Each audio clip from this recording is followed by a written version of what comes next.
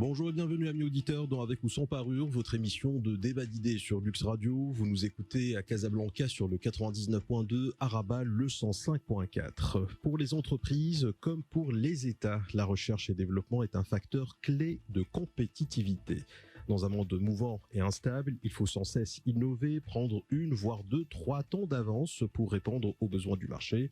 Mais avec un budget de moins de 1% du PIB, une production de publications scientifiques de l'ordre de 0,2% de la production mondiale et un total théorique de 35 000 chercheurs, comment le Maroc appréhende-t-il l'enjeu de la R&D? C'est donc notre débat aujourd'hui. Dans le tour de table, pour en débattre avec moi, Nawal Shraibi, vous êtes directrice générale de la Fondation Massir. Vous avez intégré la Fondation Massir en tant que directrice support en charge de la direction financière et administrative, ressources humaines et systèmes d'information en décembre 2009. Vous êtes également diplômée d'une maîtrise en sciences de gestion de l'Université Paris-Dauphine. Merci d'avoir accepté notre invitation et bienvenue, Nawal Shraibi. Merci à vous. Également dans le tour de table, Chakib Nejari, vous êtes président de l'Université Mohamed VI des sciences de la santé, vous êtes ancien directeur de l'École nationale de santé publique à Rabat, vous êtes également expert de l'Organisation mondiale de la santé. Chakib Nejari, bonjour et merci d'être parmi nous. Merci à vous. Également dans le tour de table, Jafar Khalid Nasseri, vous êtes professeur de l'enseignement supérieur à l'Université Hassan II. Vous êtes ex-président de l'Université Hassan II de Casablanca de 2010 à 2013. Également membre de comités scientifiques et congrès internationaux. Jafar Khalid Nasseri, merci d'être parmi nous. Bienvenue sur Lux Radio. Merci, bonjour. Bonjour à vous. Et enfin, Abdelhakim Lakhdar, professeur chef de service de neurochirurgie au CHU Ibn Rushd. Vous êtes secrétaire général du bureau local du syndicat marocain de l'enseignement supérieur et de la recherche scientifique. Vous êtes également directeur du laboratoire de recherche sur les maladies du système nerveux, neurosensoriel et de l'handicap. Merci d'avoir accepté notre invitation et bienvenue Abdelhakim Lakhdar. Merci. Tout de suite, sans plus tarder, l'édito préparé par la rédaction et on se retrouve bien sûr juste après pour vos commentaires. Nous ouvrons le débat cet après-midi sur la recherche et développement dans le domaine de la santé. Si elle a toujours été incontournable, la recherche a pris tout le sens de son importance avec la pandémie liée au Covid-19. Mais au Maroc, et s'il est pris conscience de l'importance de la recherche et développement, les faits et les chiffres reflètent en la matière une situation d'une précarité inquiétante. Un PIB de 0,8%, à peine 0,08% des brevets déposés au monde sont marocains, quand la Chine, par exemple, en produit 46%. Avec un peu plus de 7000 publications, les publications scientifiques marocaines représentent 0,2% de la production mondiale qui se compte en millions, 35 000 chercheurs, 0,5 articles par an et par chercheur quand la moyenne internationale est de 2 publications par an et par chercheur. Le Maroc est 58e mondial et au niveau africain, il fait pire que l'Afrique du Sud, l'Égypte, le Nigeria, la Tunisie, l'Algérie. En clair, le Maroc ne produit pas beaucoup de savoir ni ne participe pour beaucoup dans l'effort mondial de création et d'innovation. À la question du pourquoi est souvent avancé l'argument financier, car la recherche a besoin de financement dont le privé est contributeur à hauteur de 22%. D'où vient l'argent de la recherche et où aller en chercher davantage? Nous en débattons. Aussi, nous débattrons des autres freins à l'innovation et qui sont nombreux. Les chercheurs évoquent leur statut qu'ils pointent pour ne pas avoir la spécificité qu'il faudrait. Nous y revenons. Il est pointé aussi l'absence d'un cadre réglementaire spécifique à la recherche et développement. En somme, c'est tout un chantier dont l'importance indéniable ne suffit pas encore pour en faire une priorité. De quel potentiel dispose le Maroc en termes techniques, scientifiques, logistiques et humains? À combien le déficit est-il chiffré? Par où commencer le chantier de la valorisation de la recherche et du développement? Pourquoi l'action ne suit pas la prise de conscience? C'est le débat que nous ouvrons avec nos invités cet après-midi, dont Avec ou sans parure. Avec ou sans parure. Le débat est ouvert. Chakib Nejari, je rappelle que vous êtes président de l'Université Mohamed VI des sciences de la santé. Première réaction à l'édito qu'on vient d'écouter, vous parlez bien au centre du micro qui est un petit peu loin. Voilà. Merci beaucoup. Effectivement, l'édito était très clair, les chiffres sont là. Donc, le Maroc, effectivement, aujourd'hui, au niveau mondial, ne se positionne pas comme il le devrait, mais surtout compte tenu du potentiel très, très important. Moi, je crois que en regardant ces chiffres, il faut aussi regarder en face que dans notre pays, il y a quand même un potentiel extraordinaire, un potentiel qu'on peut mobiliser. Il y a beaucoup de substances grises, beaucoup de Marocains chercheurs de très haut niveau qu'on exporte même à l'étranger. Et il faut juste qu'on n'exporte pas, il s'exporte. Ou il s'exporte à l'étranger, mais en tout cas, en face de ces chiffres que l'on a et qu'on voit, il faut voir aussi le potentiel très très important.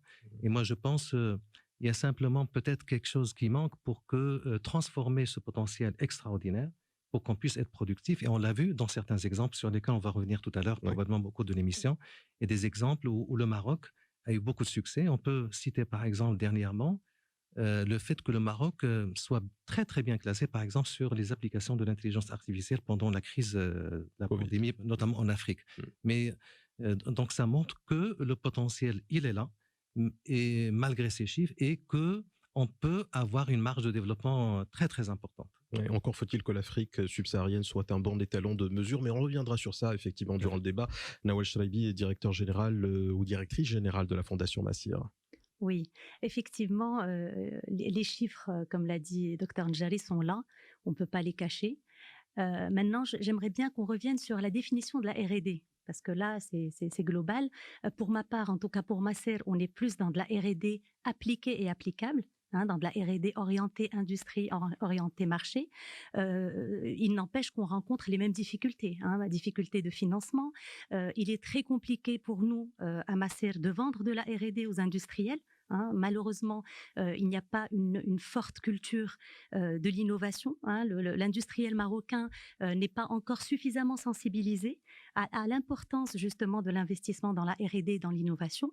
Il faudrait que cette sensibilisation soit plus générale. Il faudrait qu'il soit conscient que s'il n'investit pas dans la R&D, il ne peut pas se développer. Ça y va de sa survie.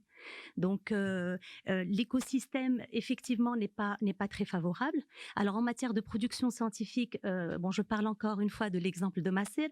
Massir, aujourd'hui, en 12 ans d'existence, compte à son actif plus de 190 brevets, déposés au Maroc avec une trentaine d'extensions régionales africaines. On a également plus de 700 publications scientifiques dans des revues de renommée internationale. Donc, on a plutôt une production scientifique intéressante. Voilà. Donc, moi, je partage un peu cet avis que c'est compliqué, mais pendant la pandémie, justement, on a vu tous les efforts déployés. En tout cas, je reviens encore une fois à l'exemple de Massir. On a été capable de mettre au point un kit de diagnostic du Covid-19 basé sur la techno-PCR qu'on a validé auprès des instances nationales, à l'international également. Et aujourd'hui, on fournit le ministère de la Santé. Aujourd'hui, le ministère de la Santé se fournit chez nous à Moldia, qui est une start-up qui émane de Massir. Et on est très fiers d'avoir pu contribuer à notre petite échelle à renforcer la sécurité sanitaire. Jafar Khalid Nasseri, professeur de l'enseignement supérieur à l'université Hassan II. Votre commentaire aussi par rapport à l'édito? Bien, très bien. L'édito rappelait, je pense, les chiffres de base de la recherche scientifique au Maroc qui sont connus. Qui place le Maroc dans parmi les 10 premiers en Afrique. Il était 3e en 2006, il a rétrogradé, il est aujourd'hui à la 6e place en Afrique. Et les chiffres sont des chiffres similaires aux autres pays comparables. Le Maroc consacre 0,8% de son PIB à la recherche scientifique, pendant qu'Israël consacre 5% de son PIB, et que la France consacre 2,2%. Voilà, ça place le Maroc à sa position normale parmi les pays semblables qui consacrent 0,8%, compte tenu du nombre de chercheurs. Très bien. Abdelhakim Lakhdar, professeur, chef de service de neurochirurgie au CHU Ibn Rushd. Alors, oui, effectivement, les chiffres sont là, mais les raisons sont connues. En fait, à l'échelle universitaire, outre le problème de budget et d'organisation aussi, parce que, par de M. Nasseri, qui était vice-président à la recherche, puis président, et je le remercie et je le félicite pour tous les efforts qu'il avait fait quand il était vice-président à la recherche. J'ai eu la chance de travailler à côté de lui au sein de la commission recherche, et malgré tous les efforts, même outre le problème de budget, bien sûr, qui est très, très limité à l'échelle universitaire, le problème d'accès à ce budget, beaucoup d'obstacles, même pour l'argent de l'État. tout ce qui passe par l'État, même les projets qu'on arrive à décrocher de l'extérieur du partenariat, quand ils passent disons, ils deviennent donc à l'échelle universitaire, on a quelques des freins et des difficultés à accéder à ces budgets. Donc déjà, les obstacles à l'échelle universitaire sont nombreux. Même l'organisation n'est pas encore bien ficelée aujourd'hui. On est passé par plusieurs étapes. On est encore aujourd'hui en train de chercher un nouveau mode d'organisation et de structuration de la recherche à l'échelle universitaire. J'espère que ça va se débloquer incessamment. Ouais, après, Hakim Lakhdar, vous voulez dire que, par exemple, comment on peut expliquer à nos auditeurs de manière très simple pour quelles raisons l'effort en matière de recherche et développement n'est pas à la hauteur des enjeux qui sont les nôtres au Maroc aujourd'hui? Concrètement, s'il fallait retenir 2-3 points. Premier point, c'est la volonté politique. Je parle à l'échelle universitaire où je vis. Si on avait une volonté politique, au moins, on aurait allégé les démarches d'accès au budget, au peu de budget qu'il y a. Donc déjà, concrètement, les obstacles, c'est quoi les obstacles? Toutes les contrôles d'engagement des dépenses, c'est normal. Mais c'est normal qu'on contrôle les dépenses. Non, c'est en fait les rouages. Quand on est dans une structure, dans une fondation, dans une autre structure, ce n'est pas du tout le cas. On contrôle, mais pas de la même manière. Est-ce qu'on peut pas contrôler a posteriori? Il y a des solutions. C'est pas il y a des solutions, il y a des alternatives pour rendre plus fluide et plus efficace l'accès au budget. Nawal Chraibi, vous voulez réagir, directrice générale de la Fondation Massir. Effectivement, moi je voulais revenir sur ce pourcentage de 0,8% du PIB qui est alloué à la R&D. Moi j'ai bien peur que ce pourcentage soit biaisé parce qu'il inclut les salaires versés aux enseignants-chercheurs dans les universités indépendamment de leur implication dans la R&D. Donc il faut prendre ce chiffre avec des pincettes. Ouais. Donc on serait à moins de 0,8. Moi je pense qu'on est beaucoup, à beaucoup moins de 0,8%. Je ne sais pas, mais en tout cas...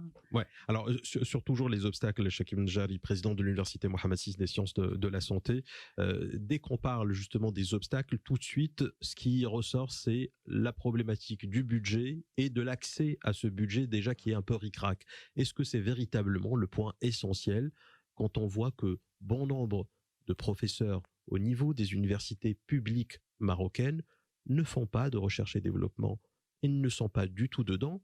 Ils sont d'abord dans des cours, dans l'enseignement pur et dur, et quand bien même ils ont ou ils auraient ce titre de professeur-chercheur, ce n'est que pour faire joli dans le décor. La réalité, c'est qu'ils ne font pas de recherche. Est-ce qu'on peut dire ça comme ça? D'abord, je voudrais revenir sur un point qu'évoqué par mon ami, le professeur Khadr. C'est le fait que la recherche doit être considérée comme une priorité nationale. Oui. Priorité des priorités. Ça, c'est une question extrêmement importante. Car sans recherche, il n'y a pas de souveraineté nationale. Et on l'a vu pendant la crise de la pandémie. Sans recherche, il n'y a pas de développement. Moi, je crois qu'il est très, très important de positionner la recherche à sa juste place parce que c'est elle le moteur du développement, le vrai développement.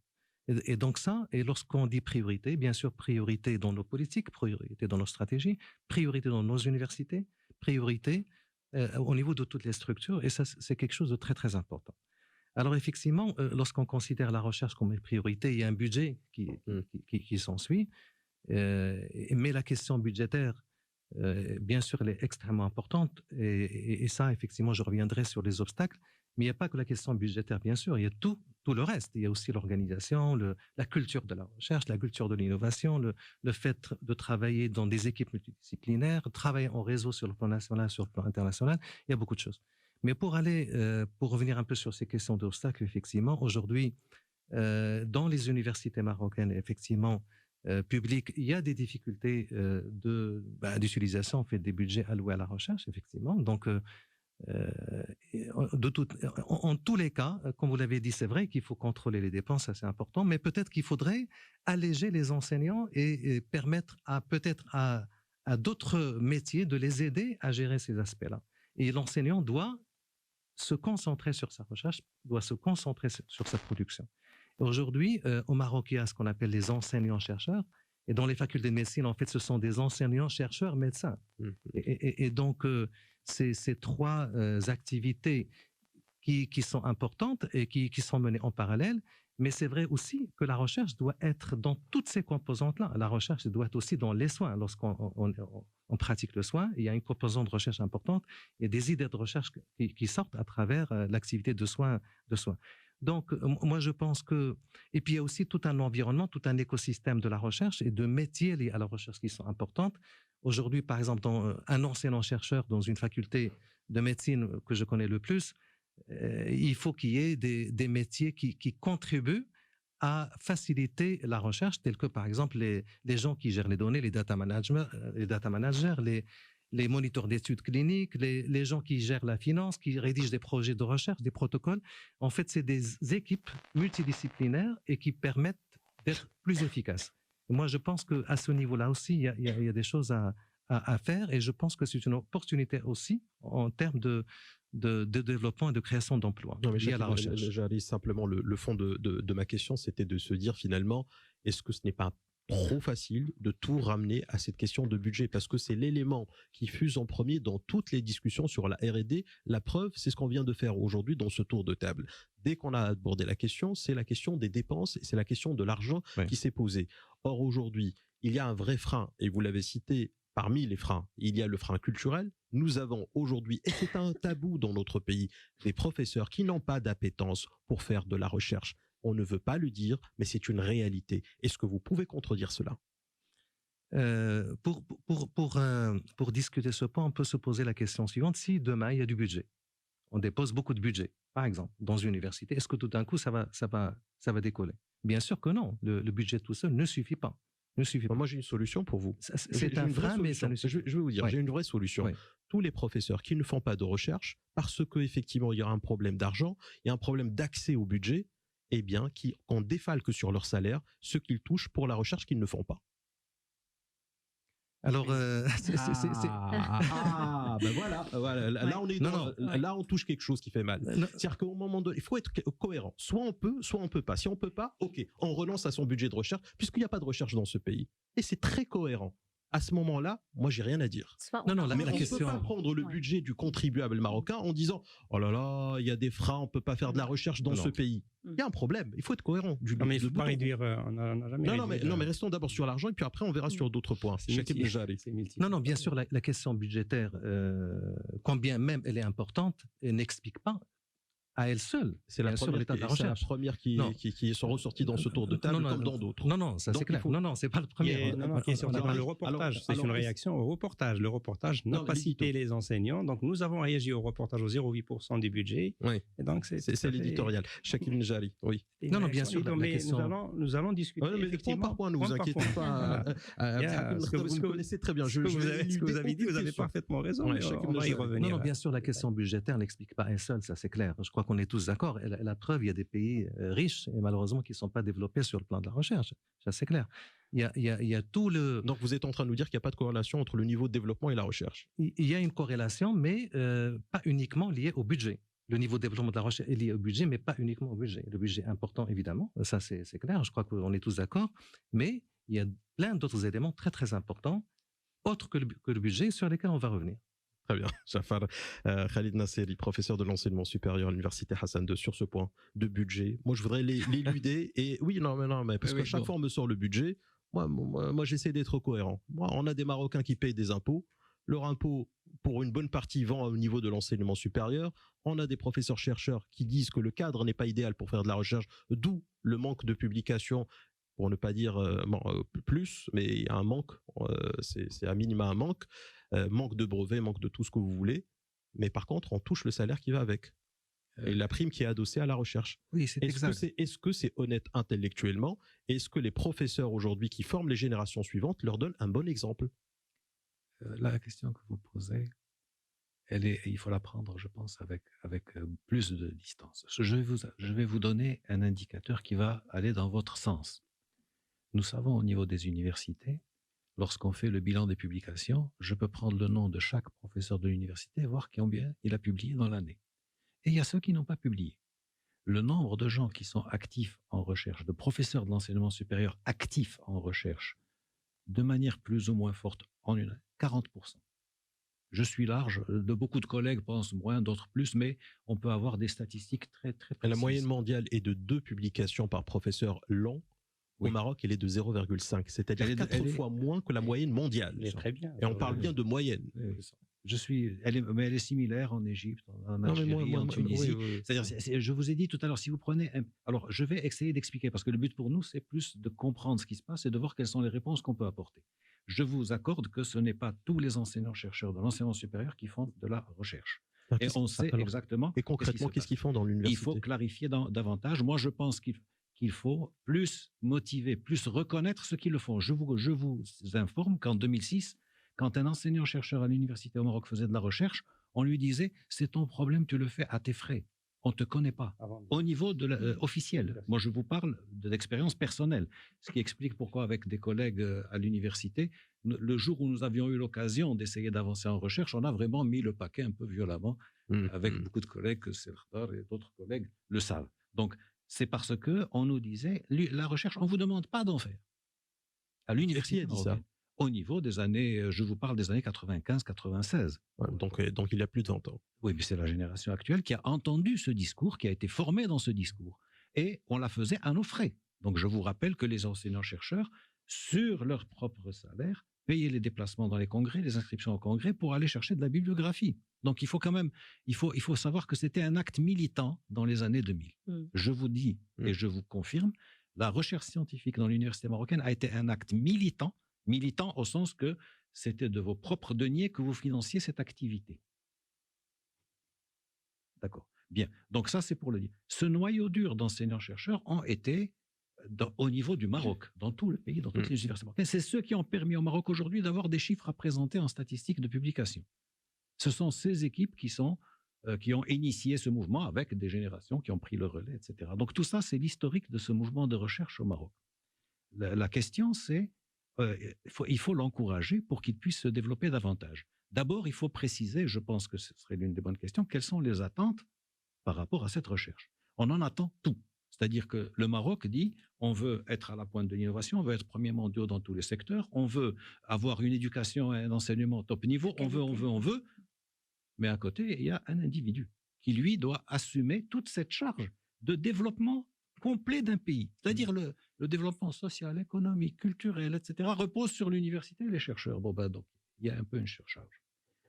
Parce qu'on n'a pas clarifié suffisamment le débat.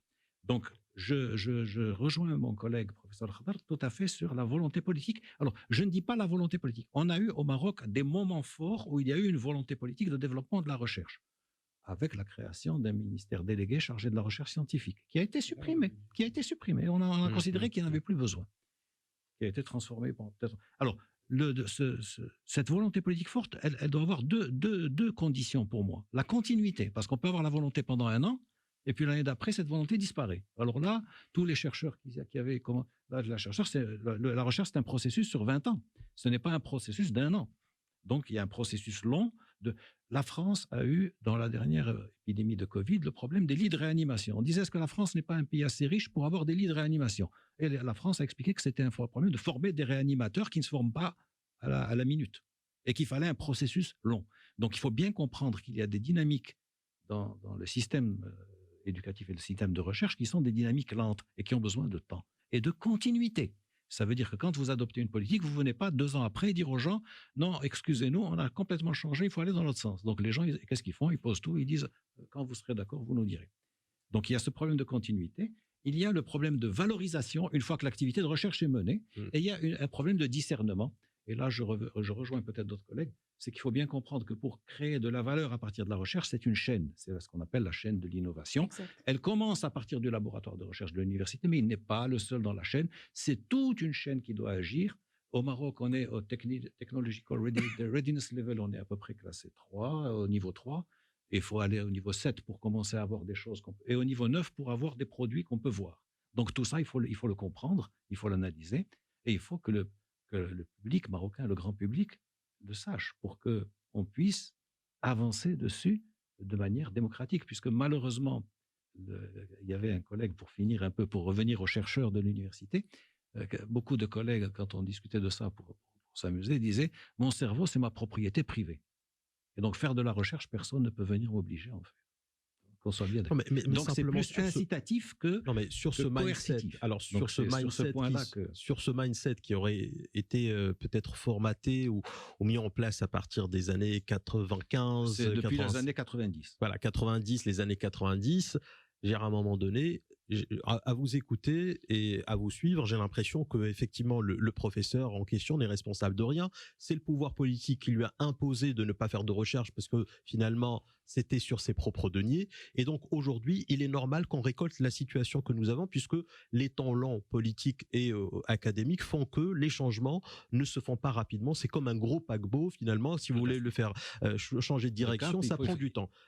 Eh ben c'est dramatique. Eh ben peut-être Non, que non, je ne vous dis pas. mais Ce que je vous accorde dans votre intervention, ce que je vous accorde, j'ai dit, la communauté des enseignants-chercheurs n'est pas la cité idéale de Platon. Hein. Je ne suis pas en train de vous dire que la communauté des enseignants-chercheurs, c'est comme tous les secteurs Mais d'activité. aujourd'hui, il y a des gens qui sont... une question très directe, Jafar Oui. Khalid Nasseri. Aujourd'hui, il est où le problème à se dire et à dire à ses professeurs, bah écoutez, clairement, vous avez un salaire pour être prof et ce qui est annexé à votre salaire pour faire de la recherche. Aujourd'hui, pour votre salaire de prof, vous allez le garder à 100%. Par contre, ce qui est complémentaire et qui est normalement vous est reversé parce que vous êtes censé faire de la recherche, eh bien, si vous ne le faites pas, cette recherche, eh bien, vous n'aurez pas cet argent. J'ai bien peur qu'ils vous signent de suite le document. Voilà.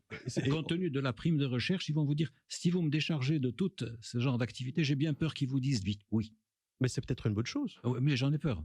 Ouais, C'est ce que je suis en train de vous dire. Ouais, Abdelhakim Al-Khdar voulait réagir, chef de service de neurochirurgie au CHU Ibn Rushd. Justement, avec ma casquette syndicale, je vais dire que vous taxez les enseignants, c'est-à-dire ils perçoivent une indemnité de recherche, c'est ça, et ils ne font pas de la recherche. Effectivement. Pour un certain nombre d'entre eux, je ne généralise pas. Non, c'est sûr qu'il y a bien sûr un potentiel. Il y a une bonne partie des enseignants qui font de la recherche, mais d'autres qui ne font pas. Parce qu'effectivement, si tout le monde aujourd'hui a un projet de recherche à l'échelle de l'université, est-ce que l'université est prenante? Comme a dit M. Nasseri, sûrement pas. Elle n'a pas les moyens aujourd'hui de financer des projets pour tous les enseignants, des projets de recherche pour tous les enseignants. D'ailleurs, je ne sais pas, je parle à l'échelle de la faculté de médecine par exemple, quand on avait procédé à l'accréditation des laboratoires de recherche en 2016, uniquement 66 pour les 2 tiers des enseignants en médecine ont pu intégrer des labos de recherche et les autres ne les ont pas intégrés parce que c'est pas obligatoire. Ça ne veut pas dire qu'ils ne font pas de recherche, ils font de la recherche clinique. Il y a des publications d'ordre clinique. Mais premièrement, il n'y a pas aujourd'hui de possibilité. Peut-être qu'avec le temps, ça va venir. Ça s'améliore sûrement avec le temps. Depuis 2006 jusqu'à aujourd'hui, il y a une amélioration constante. Moi, j'étais au conseil d'université depuis 2008 jusqu'à 2020. En tout cas, il y a une amélioration constante. Et il y a quand même des gens qui s'intéressent de plus en plus à la recherche et ça va venir de cette manière et pas d'une. Et en plus de ça, si on voit le système d'enseignement supérieur, parce que vous avez cité l'enseignement supérieur, quand quelqu'un ne fait pas de la recherche, ça ne veut pas dire qu'il est chez lui. Ouais. Ça veut dire qu'il est submergé aussi par d'autres activités pédagogiques. Nous avons assisté à une réforme en 2003. On s'est dit qu'on va généraliser l'enseignement dirigé et on va donner de l'importance à l'enseignement dirigé avec un petit groupe, etc. Où sont les enseignants? On s'est trouvé avec une réduction, avec le départ volontaire du nombre d'enseignants et avec une augmentation exponentielle du nombre d'étudiants. Et qui c'est qui prend en charge ces étudiants de façon exponentielle? C'est les enseignants. Peut-être qu'ils ne font pas beaucoup d'activités, mais ils ont un volume horaire à faire et peut-être qu'ils en font beaucoup plus que ce qu'ils doivent. Très bien. Nawal Chalabi, vous voulez réagir, directrice générale de la Fondation Masser. Bon, écoutez, moi, encore une fois, je comprends tout ce qui a été dit. Masser, c'est un peu différent, c'est même très différent, dans le sens où les collaborateurs, alors aujourd'hui, juste pour introduire, Masser, c'est 200 collaborateurs, principalement des chercheurs, des ingénieurs, des techniciens et bien entendu un support administratif. C'est une plateforme technologique également unique au Maroc, d'accord, des équipements de très haute performance dans 3 pôles technologiques différents, à savoir la biotechnologie, la microélectronique et les matériaux nanomatériaux. Alors, à la différence des enseignants-chercheurs qui sont dans les universités, les chercheurs à Masser font essentiellement de la recherche, mais une recherche orientée industrie. Donc, l'idée, c'est vraiment de transformer le savoir en économie. L'objectif de ces gens-là, c'est de développer, c'est de mettre au point des solutions innovantes à haute performance avec un coût maîtrisé qui vont venir répondre à des problématiques spécifiques exprimées par les opérateurs économiques et les partenaires industriels. Donc on n'est pas dans la même logique. Ceci dit, Macer a également comment dirais-je, une mission de formation. Aujourd'hui, bien que nous ne soyons pas une école doctorale, Macer a signé des conventions avec l'ensemble des universités du Royaume et on reçoit chaque année entre 30 et 50 thésards, des étudiants-chercheurs qui passent leur doctorat à Macer, dans nos murs, encadrés par nos chercheurs et nos ingénieurs. Et pourquoi ils ne peuvent pas le faire dans leur université ? Pardon ? Et pourquoi ils ne peuvent pas le faire dans leur université ? Alors, ils peuvent le faire dans les universités. D'ailleurs, on n'accueille pas l'ensemble des étudiants-chercheurs du Royaume. Non, mais c'est 30 ou 40. Oui, on les accueille parce que, alors déjà, c'est vrai qu'on essaie de capter les meilleurs. On a un système de bourse qui est intéressant. OK ? Et puis surtout, ça permet à ces jeunes de travailler pendant leurs travaux de thèse sur des sujets industriels. C'est de la R&D appliquée et applicable.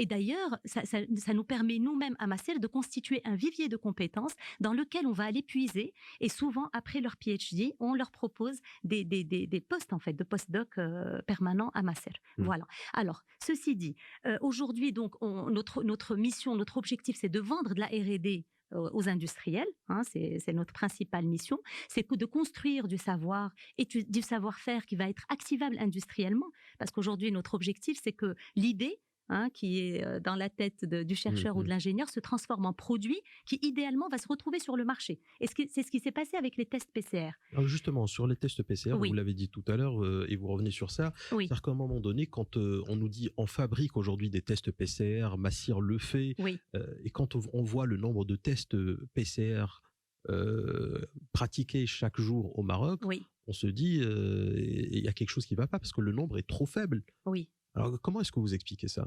Alors, écoutez, nous, on n'a pas... C'est le ministère qui ne vous achète pas ce que vous produisez ? Non, au contraire. Et d'ailleurs, je tiens à remercier non seulement le ministère de la Santé qui nous a fait confiance et qui nous a passé quand même 2 marchés. Donc, on a livré et puis on est en cours de discussion pour un potentiel nouveau marché. Mais je tiens également à remercier l'ensemble des institutions qui nous ont aidés pour valider les tests PCR. Parce qu'il faut voir, c'est le parcours du combattant. Entre le moment où on a fait les tests en phase laboratoire et ensuite, il fallait les faire tester dans des laboratoires biologiques, virologiques de référence au Maroc. Et on l'a même fait valider à Pasteur Paris. D'accord. C'est dire. Et donc, à cette occasion, je tiens à remercier que ce soit les hôpitaux militaires. Alors, pourquoi est-ce qu'on pratique si peu de tests au Maroc, alors qu'on a la capacité de les produire chez nous ? Comment vous expliquez ce paradoxe ? Écoutez, je ne peux pas l'expliquer. Honnêtement, je ne peux pas l'expliquer. Moi, mais vous comprenez que si vous ne pouvez pas l'expliquer, le citoyen lambda se pose des questions et il ne pourra pas avoir d'explication, puisque ceux qui sont censés lui donner l'explication ne peuvent pas expliquer. C'est-à-dire qu'à un moment donné, si on fabrique la chose au Maroc, avant on importait de Chine les tests PCR. Oui, tout à fait. Là, on les produit localement. Donc ça veut dire qu'on peut en produire un certain nombre. Alors pour votre information, à Moldiag, justement, on a une capacité de production de 4 millions de tests par mois. D'accord ? Aujourd'hui et jusque-là, on en a produit un peu moins de 2 millions de tests. D'accord ? On a fourni le ministère de la Santé, mais on a fourni également d'autres institutions et également certains laboratoires privés. D'accord ? Voilà. Donc aujourd'hui, nous, on est prêts, on a tout ce qu'il faut. Mais qu'est-ce qui manque ? Je ne sais pas. Je ne pourrais pas. Vous voyez, c'est qu'à un moment donné, quand vous essayez de comprendre, il y a un blocage. Et ça, c'est très important pour le citoyen. C'est-à-dire que quand vous dites on fait de la recherche et développement et en plus, c'est très appliqué parce que c'est l'industrie et sur le marché, etc., pour que ça puisse prendre forme. Et on a la capacité de fabriquer 4 millions de tests par mois. Oui. Et quand vous voyez le nombre de tests qu'on fait, c'est-à-dire qu'on vous passe un appel d'offres qui ne correspond pas aux besoins du pays. C'est ça que ça veut dire, il me semble. Sauf si vous me dites, on nous demande les 4 millions, mais on est incapable de les livrer. À un moment donné, il faut juste trouver une solution à ça. Et je ne sais pas quelle est la meilleure façon de répondre à cette question. Écoutez, nous, en tout cas, on a honoré nos engagements. À chaque fois qu'on nous a passé des commandes, des marchés, on a réussi à livrer dans des temps records grâce à une forte mobilisation des équipes qui sont, je ne vous cache pas, très fiers de pouvoir répondre à des problématiques de santé publique et à fournir notre royaume. Pour le reste, je n'ai pas de réponse à votre question. Ouais, ça fait 133 333 tests par jour si on utilise la capacité pleine et entière de Macer. On est très loin de 133 333,33. Shakib Najjari, vous voulez réagir, président de l'Université Mohammed VI des sciences de la santé. Alors, je voulais juste... tout à l'heure, on a parlé de la problématique financière, mais en fait, là, on est en train de parler de la problématique ressources humaines, qui est une problématique extrêmement importante. Vous savez, dans toute entreprise qui réussit, il y a une stratégie RH, une stratégie de réussite, en fait, qui s'appuie sur les ressources humaines, parce que la clé de la réussite, en fin de compte, dans tous les domaines, ce sont les ressources humaines. Et dans notre pays, bien sûr, il n'y aura pas de recherche sans chercheurs, sans une véritable stratégie ressources humaines pour nos enseignants-chercheurs. Par exemple, tout à l'heure, on a vu le chiffre, un enseignant-chercheur produit à peu près 0,5 publications par an. Bien sûr, on n'est pas satisfait tous au Maroc de ce chiffre, mais attendez à ces chercheurs, qu'est-ce qu'on attend d'eux réellement? Lorsqu'on fait la comparaison par rapport à l'enseignement, on dit un enseignant-chercheur doit enseigner tant, mais on ne leur dit pas en termes de publication, en termes de production, qu'est-ce qu'on attend exactement. Mais Shakib Najjari, chez vous, au niveau de l'Université Mohammed VI des sciences de la santé, est-ce que, par exemple, vous orientez les travaux de recherche en disant, par exemple, le professeur, on a un intérêt particulier à orienter la recherche sur ce sujet et pas sur un autre, voilà les budgets, etc. Et est-ce qu'il y a une politique, justement, pour mettre cela en place? Alors, oui, effectivement, je peux parler de l'exemple de l'Université Mohammed VI des sciences de la santé, qui est toute jeune université, donc qui dispose d'un staff enseignant-chercheur. C'est vrai que c'est un modèle différent, parce que c'est une fondation, donc à gestion privée, entre guillemets, bien que le statut, c'est une fondation, ce n'est pas une structure privée. En fait, nous, à l'université, d'abord, c'est une université multidisciplinaire dans les sciences de la santé. C'est-à-dire, on veut que le médecin, le pharmacien, l'infirmier, l'élève ingénieur, le manager, parce qu'on a aussi une école qui forme au management des systèmes de santé, qui travaillent ensemble, et c'est en les faisant travailler ensemble, et avec une véritable stratégie, donc qui est là, bien sûr, on a une stratégie de recherche qu'on peut aller de l'avant. Alors nous, à l'Université Mohammed VI des sciences de la santé, pour nous, lorsqu'un enseignant chercheur est recruté, on lui dit, voilà, ce qu'on attend de lui en termes d'enseignement, en termes de recherche. Maintenant, s'il dépasse les objectifs, comme toute entreprise, s'il dépasse, il est encore plus motivé, bien sûr. S'il n'arrive pas à ces objectifs, on va discuter avec lui, qu'est-ce qui se passe, comment on peut aider, comment on peut enlever les obstacles. Un professeur qui ne publie pas, excusez-moi, un professeur chez vous qui ne publie pas, vous le gardez ou pas? Alors, parce que normalement, dans d'autres pays, quand un professeur ne publie pas, on lui montre la direction de la porte. Alors c'est un peu trop, comment dire, c'est un peu trop caricatural, un tout petit peu. Non, moi je pense qu'un enseignant qui ne publie pas ou un chercheur qui ne publie pas, d'abord, il faut discuter avec lui et voir pourquoi il ne publie pas. Parce que peut-être qu'il a besoin d'une technique ou d'une technologie qui n'est pas disponible, peut-être qu'on ne lui a pas donné accès à un réseau, peut-être qu'il a envie d'aide ou d'appui sur certaines activités qu'on n'a pas assurées. Moi, je crois que la première étape, parce qu'un enseignant-chercheur, lorsqu'il est recruté à l'université, il est recruté parce qu'il a un CV, parce qu'il a déjà publié, parce qu'il a des compétences. Et on ne peut pas dire simplement qu'il ne publie pas par mauvaise volonté. Je ne dis pas que, comme ça a été par le professeur Nasser, qu'il n'y a que des anges, mais il faut d'abord, en tout cas à l'Université Mohammed VI des sciences de la santé, nous discutons ces objectifs, et la discussion qu'on est en train d'avoir aujourd'hui dans cette émission, on la partage aussi avec nos enseignants. Et on leur dit, voilà, ceux qui produisent beaucoup, il faut les motiver, il faut les pousser. Donc, dans le cadre d'une stratégie ressources humaines, si je peux parler comme ça. Par contre, ceux qui ne produisent pas, eh bien, il faut pouvoir aussi les approcher et les écouter et voir quels sont les problèmes. Et je vous assure que des fois, quelqu'un qui ne publie pas ou qui ne produit pas, lorsqu'on lui assure une formation, on lui assure peut-être une technologie, on le met en réseau, on essaie de le pousser, eh bien, on a de très, très belles surprises. Et ici, l'université que j'ai le privilège aujourd'hui de présider, franchement, on a de très, très belles surprises. Et aussi, le fait de développer l'esprit d'équipe, qui est vraiment un esprit d'équipe, c'est très, très important parce qu'on se rend compte que des fois, il y a un petit maillon qui manque pour produire quelque chose. Et lorsque vous mettez un ingénieur avec un médecin, ou un ingénieur avec même un infirmier, ou un ingénieur, ou par exemple un manager avec quelqu'un qui a développé un projet, eh bien, ça fait des choses extraordinaires dans le cadre d'une multidisciplinarité et dans le cadre d'un rapport d'égal à égal. Nous, à l'université, l'étudiant en médecine, l'étudiant en sciences infirmières, l'étudiant ingénieur, ce sont tous des étudiants et qui doivent travailler ensemble. Et la même chose pour les chercheurs. Et on l'a vu pendant la crise Covid, lorsqu'on rapproche des chercheurs d'entreprises, eh bien, on a vu quand même on a eu de très très belles choses au Maroc pendant cette crise. Et l'exemple qu'a cité Mme Charaibi à côté, et l'exemple ici dans notre université, où par exemple, il y a des brevets qui ont été déposés simplement parce que c'est un ingénieur qui a travaillé avec un médecin ou avec un autre professionnel. Et ça crée aussi l'esprit d'émulation et l'esprit d'équipe. Et c'est ça que font que font les entreprises qu'on connaît qui ont réussi. Alors, et la donc, crise Covid, justement, nous a donné l'occasion de réfléchir, nous a donné l'occasion aussi d'innover. Vous êtes au niveau de l'université Mohammed VI des sciences de la santé, à la fois dans la formation, mais aussi de la recherche, du côté de la recherche aussi. Qu'est-ce que vous avez produit concrètement dans votre lutte aussi contre le COVID, la Covid, hein? Massir, on sait ce qu'ils ont produit, c'est une fondation. Vous êtes aussi une fondation, mais vous êtes une université surtout des sciences de la santé.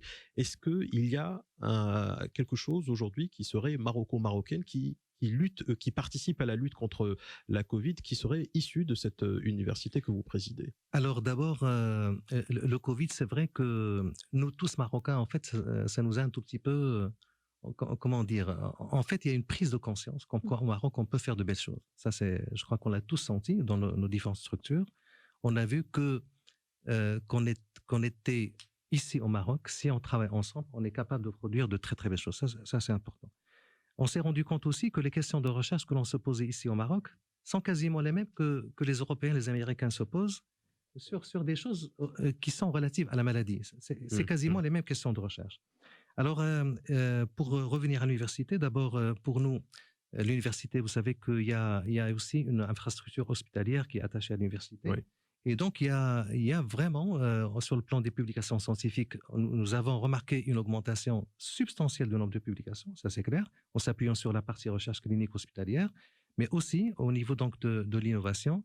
Nous avons développé des choses dans le domaine de la cardiologie, dans le domaine de la télémédecine, dans le domaine du système respiratoire, et donc en s'appuyant sur notamment notre école d'ingénieurs. C'est en lien avec la pandémie? Absolument, tout à fait. C'est en lien avec la pandémie. Mais ce qui est quand même étrange, Jafar Khalid Nasseri, professeur de l'enseignement supérieur à l'université Hassan II, c'est que là, on a une fondation. C'est vrai que c'est ni privé ni public, c'est un modèle un peu particulier. Et pour nos auditeurs, très rapidement, je parle sous le contrôle de Shakil Nejari, la fondation, ça veut dire finalement que tous les bénéfices reviennent encore une fois et sont investis au sein de l'université. Et donc, c'est un petit peu le modèle américain, un petit peu, en grosso modo, Harvard et autres.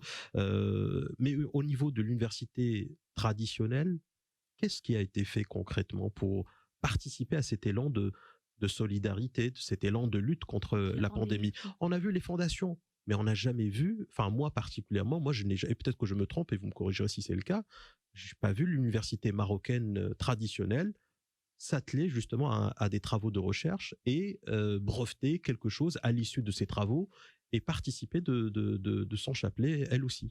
Alors, je pense que là, il y a juste un déficit d'information. Oui. Je pense que le CNRST, qui est le Centre national de la recherche scientifique et technique au Maroc, le lendemain de 16 mars 2020, après la fermeture des universités, des systèmes éducatifs, et en pleine crise Covid, a lancé un appel à projets dans toutes les universités marocaines pour financer des projets de recherche ayant trait en relation avec le Covid-19. Oui, tout à fait. Je ne me rappelle plus parce que j'aurais pu peut-être préparer le chiffre, mais bon, donc le CNRST est peut-être mieux à même de le faire que moi, mais je pense qu'il y a une cinquantaine de projets qui ont été financés dans toutes les universités marocaines. Les laboratoires de recherche se sont mis en marche, soit pour des volets informatiques, moi, sur le domaine que j'ai côtoyé moi-même. Donc, je vous parle de choses que moi, j'ai vues. Donc, je ne sais pas qu'est-ce qui s'est passé dans d'autres lieux, mais je sais qu'au niveau informatique, il y a eu des projets de recherche, ne serait-ce que pour les systèmes d'information de suivi d'intelligence artificielle, etc. Il y a eu des laboratoires de biotechnologie qui se sont mis en marche, de biologie. Ça a été couronné par quelque chose qui a été mis sur le marché. C'est normalement des projets très clairement définis qui doivent non, ce sont des projets financés. Ce n'est pas des produits sur le marché. Pour que ces projets se traduisent par des produits tels que vous les entendez, tels que vous attendez d'aller voir, il faudrait mettre en place la chaîne de l'innovation relative à ce type d'activité, ce qui est moins évident. C'est ce que un peu pas compris. dit. Alors justement, j'ai une petite précision quand même. S'il vous plaît, j'ai pas compris en fait. Le chercheur de l'université peut vous mettre en place une idée, un concept, une démonstration. D'accord. Ensuite, vous devez faire un prototype au niveau de laboratoire, à petite échelle. Puis ensuite, un prototype à grande échelle. Puis ensuite, ce prototype, le faire valider. C'est ce que Masser fait. Puis ensuite, il faut aller sur la chaîne commerciale. Et le chercheur universitaire ne va pas commercialiser un produit. Ce n'est pas son travail. Il faut qu'il y ait des entreprises qui d'abord investissent de l'argent pour produire quelque chose. Puis ensuite, s'assurent de la rentabilité du produit. Donc, est-ce que vous voyez de toute la chaîne dont je parle? Si cette chaîne n'existe pas, le chercheur peut vous mettre en place un produit. Lui, une fois qu'il a fait sa publication et qu'il a publié il a fait son travail, en fait. Son projet. Et à la limite, il peut aller avec vous jusqu'au brevet, sachant que les brevets exploitables, si vous voyez avec l'OMPIC, les statistiques de l'OMPIC, je pense que c'est 1 sur 1000. Les pays discutent sur les brevets, non pas brevet par brevet. Une fois que vous avez 1000 brevets, on sait qu'en moyenne, au niveau mondial, il y en a un qui est exploitable. Donc, il faut bien avoir conscience de ça. C'est pour ça que les chercheurs, lui, à partir du moment où il vous a publié ce pourquoi il était chargé de travailler, il considère que sa partie de travail est finie. Mais ça ne veut pas dire que le modèle est donc biaisé dès le départ. Non, le problème n'est pas biaisé, c'est qu'il faut patiemment mettre en place la chaîne de l'innovation pour chaque secteur et mettre en place l'écosystème complet. C'est ça. Est-ce que vous avez des investisseurs, des risques, des gens qui sont prêts à mettre... Est-ce que vous avez mais ça, sur ce point de la commercialisation, puisque c'est le point qu'on est en train d'évoquer maintenant. Pas seulement. Le prototypage, nous sommes encore avant le prototypage. Avant le prototypage au Maroc. Prototypage, d'accord, mais à un moment donné, c'est une question de financement. Il y a un moment donné où on doit, pour mettre en place un prototype, là, il faut de l'argent. On est bien d'accord. Beaucoup plus que le projet théorique de départ. Non, on a bien compris le point. Là, il faut des financeurs, on va dire. D'accord ? C'est-à-dire qu'à un moment donné, moi, ce que je n'arrive pas à comprendre, c'est pour ça que je dis que le système ou l'écosystème est un petit peu mal ficelé dès le départ. C'est-à-dire qu'on doit être rattaché déjà à une structure qui, fonction des universités, différentes structures qui éventuellement s'intéressent à tel ou tel domaine de savoir. L'université ne peut pas s'isoler. Elle doit, à sa création ou post-création éventuellement, se rattacher aux structures qui ont un lien avec son domaine de savoir, pour plus tard éventuellement aller, une fois qu'on a conçu quelque chose, pouvoir la commercialiser, aller dans la phase de prototypage, etc., et commercialiser par la suite. Mais si par exemple au Maroc, on n'a pas de gens qui vont investir parce que c'est risqué, parce qu'on n'est pas sûr de l'étude de rentabilité, etc., etc., mais aujourd'hui, le monde est ouvert. Vous n'êtes pas obligé d'être financé par de l'argent marocain. Vous pouvez vous adosser à des fonds d'investissement étrangers, vous pouvez vous adosser à des structures étrangères et quitte à négocier avec elles éventuellement les modalités pratiques de la commercialisation, mais n'attendez pas forcément à ce que ça vienne du Maroc. Et pourquoi attendre à ce que ça vienne du Maroc? C'est ça que j'arrive pas à comprendre, Abdelhakim Lardal. Effectivement, il faut une politique de valorisation de la recherche. Nous n'avons pas de politique de la valorisation de la recherche. Quand on n'a pas une compétence, ça, je ne suis pas un commerçant, moi je suis un chercheur, je ne veux pas d'argent, je veux juste faire de la recherche. Mais ça, c'est le travail du président de l'université, oui, je ne sais pas comment on l'appelle. Ça dépasse le président de l'université. Non, mais c'est ça qu'on a dit. Rattacher à ces structures. La volonté politique, c'est ça. Il y avait pas mal de tentatives. Il faut transcender la volonté politique. À un moment donné, si vous attendez le ministre... Quand on dit la volonté politique, on peut faire des propositions à l'échelle d'université. Par exemple, oui, effectivement, à Marrakech, ils ont créé une petite structure, la cité de l'innovation, adossée à l'université. Oui. À Casablanca, il y avait pas mal de tentatives de créer des incubateurs de recherche. Nous avons même fait à la faculté de médecine une journée de recherche sur les incubateurs, déjà en 2010, je pense. Mais il y a, comme je l'ai dit, à l'échelle du secteur public, il y a beaucoup de problèmes. Je vous donne un exemple, la loi sur la recherche biomédicale, parce que revenons un petit peu à la recherche en santé, parce qu'on parle de la recherche en général. La loi a été conçue, je pense, en 2013, c'est la loi 2813. Elle a été publiée en 2015. Jusqu'à aujourd'hui, nous n'avons pas eu de texte d'application. Combien ça prend de temps, la législation? Qu'en est-il? Pourquoi je dis ça? Parce que si on veut créer, on a beau faire des propositions qui émanent des universités, il faut les mettre sur un texte, comment créer telle structure. Il faut bien sûr, c'est des postes en plus, c'est un financement, etc. C'est un processus qui demande des moyens et qui demande une volonté. C'est tout à fait normal. Donc là, si par exemple on revient aux projets qui sont financés par le CNRST, effectivement, à l'échelle de la région de Stade Casablanca, je pense qu'il y avait 5 projets, puis l'université a financé d'autres en collaboration avec le CNRST. Donc des moyens très simples, c'était surtout l'intelligence artificielle, les respirateurs artificiels. Nous, à l'échelle de notre laboratoire, nous avons, par exemple, conçu un insufflateur qui permet aux patients de respirer une autonomie, une certaine autonomie et contrôlable à distance. Mais quand on a vu, qu'est-ce qui s'est passé après? Le Covid, quand les données, quand l'incidence a un petit peu diminué, nous avons acheté énormément de respirateurs de la Chine et de la Corée. Nous avons plusieurs respirateurs en stock. Aujourd'hui, il nous faut 10 ans pour acheter un respirateur à l'échelle du CHU, même s'il y a de l'innovation. C'est-à-dire que même, disons, la planification, quand on planifie financer des choses, c'est bien, mais il faut aussi de la planification. Donc, je veux dire que concernant la valorisation de la recherche, je pense que c'est beaucoup de choses, pas uniquement, on peut débattre de beaucoup de choses, mais finalement, pour concrétiser, il faut qu'il y ait, revenant à la volonté politique. Il faut revenir à la volonté politique. Oui, Nawal Chalabi, directeur général de la Fondation Nasser. Oui, tout à fait. Moi, je voulais revenir sur justement les propos de Dr Nasseri par rapport à cet appel à projet lancé par le CNRST, qui était très intéressant. Et effectivement, ça a coïncidé avec le début de la pandémie. Alors, Nasser, nous-mêmes, on a soumissionné, on a déposé je sais pas, entre 5 et 10 projets. Malheureusement, aucun projet n'a été financé, mais pour la simple et unique raison que les universités étaient prioritaires, ce qu'on a compris.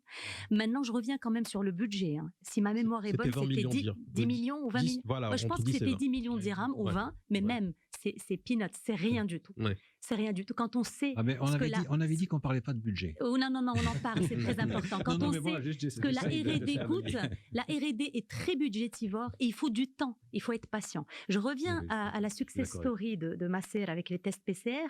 On a mis au point le kit de détection du Covid en 3 semaines, non pas qu'on soit des génies, loin de là. Hein. On a réussi ce pari ambitieux parce qu'on avait une expertise qui a été construite au cours des 10 dernières années. Donc juste pour rappel, au démarrage de Nasser, le Centre de biotechnologie médicale a choisi de travailler sur 2 axes majeurs. À l'époque, en 2007, qui étaient les kits de diagnostic moléculaires pour certaines maladies prévalentes au Maroc et en Afrique, maladies cancéreuses et infectieuses, et l'autre volet, c'était les médicaments biosimilaires. Les médicaments biosimilaires, c'est le devenir du médicament, c'est l'avenir.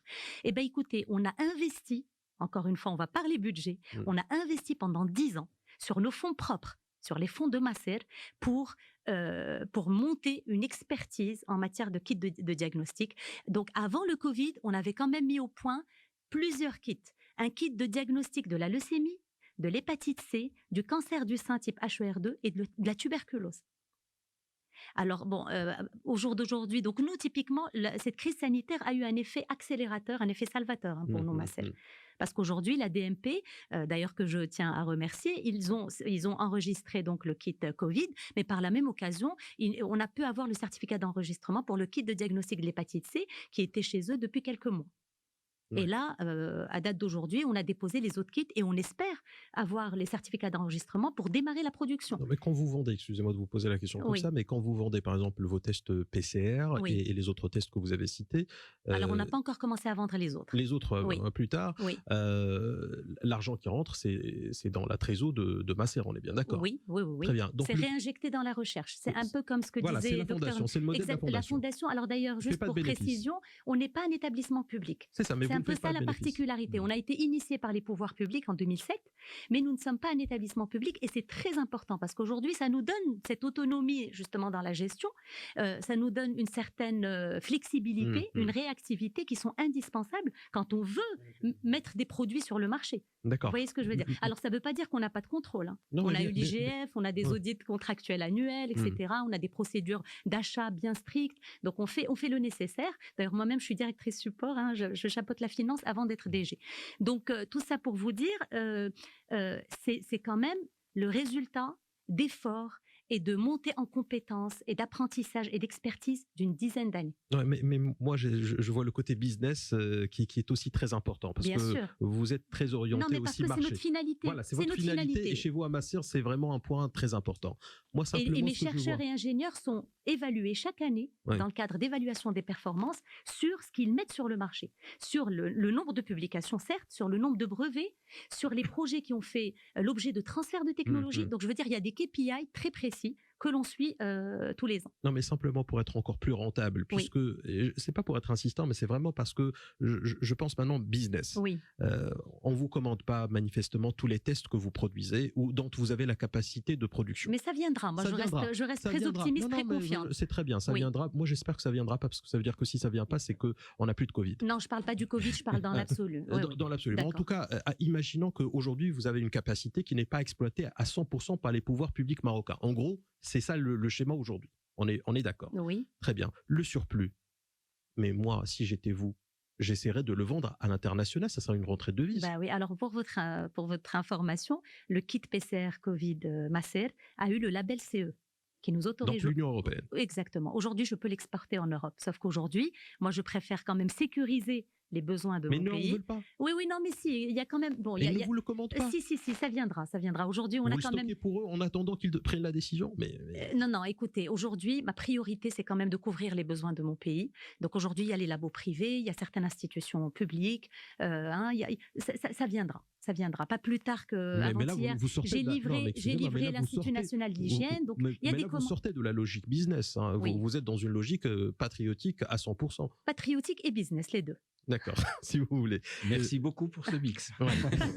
Chakib Nejari, sur justement ces publications qui aujourd'hui, comment est-ce qu'on peut pousser nos professeurs à publier davantage, à les encourager? Parce que tout à l'heure on dit il faut encourager ceux qui publient.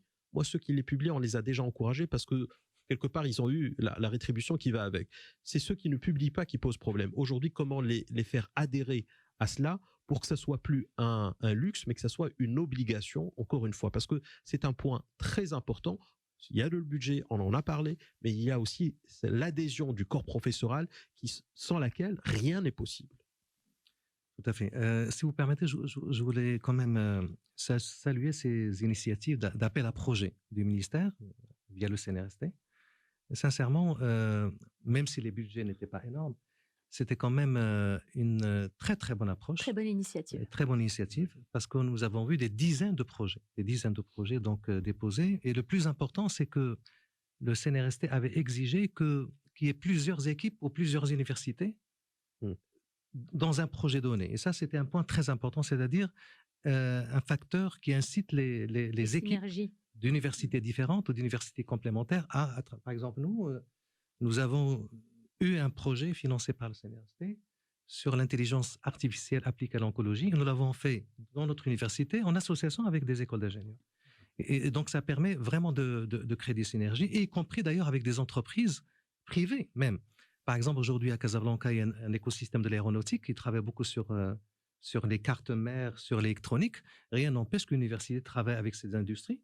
Et pour développer, même je sais que par exemple dans l'exemple d'un respirateur, il y a eu un respirateur développé dans une industrie aéronautique en partenariat avec des médecins.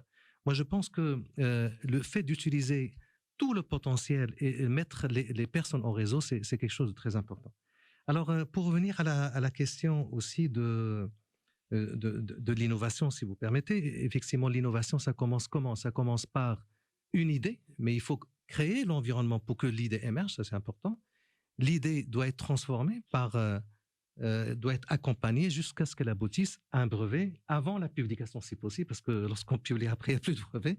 Donc, un brevet ou, disons, une publication. Et effectivement, c'est un processus, c'est une chaîne de valeur importante et il faut qu'on fasse très attention à cette chaîne de valeur. Nous avons vu, par exemple, dans nos universités marocaines, des thèses soutenues, des thèses de doctorat soutenues, mais oubliées, avec des résultats très intéressants. Peut-être exploité par d'autres, je ne sais pas.